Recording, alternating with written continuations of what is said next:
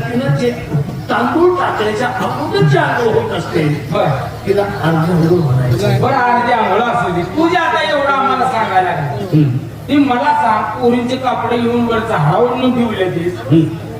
तू नेमका कोण आहेस? आमच्या इथं खोड काढायला आलीस की काय कपडे घेतली? हो. तू नेमका तू कोण आहेस?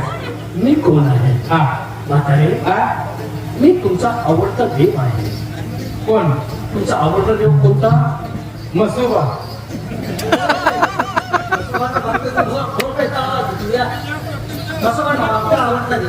तुमचा आवडता देव कोणता? कपिल मला कृष्ण अगं श्रीकृष्ण. म्हातारे,